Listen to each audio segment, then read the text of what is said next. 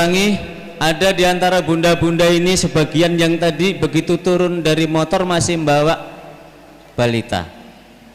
Dan yang kami salut, balita itu begitu bunda-bundanya mau masuk sini dititipkan dengan suami tercintanya. Masya Allah, merinding saya melihat tadi. Dan bunda-bunda yang masih muda-muda ini, yang masih energik ini, saya juga ngiri Bu Siti. Kenapa dan apa ya? Menyesal kenapa saya dulu lahir duluan. Iya.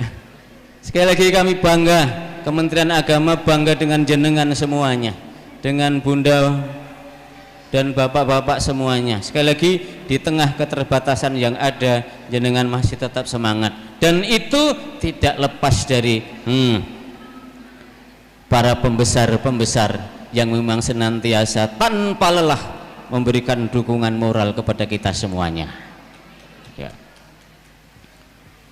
Selanjutnya, di samping bunda-bunda ini menjadi al-ummu madrasatul ula, di dalamnya juga pasti jenengan adalah sebagai orang yang oleh Allah dan Rasul dinobatkan sebagai an-nisa'u imadul bilad.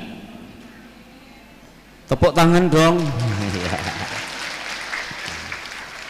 Perempuan-perempuan yang ditakdirkan oleh Allah menjadi orang yang menyokong negeri ini.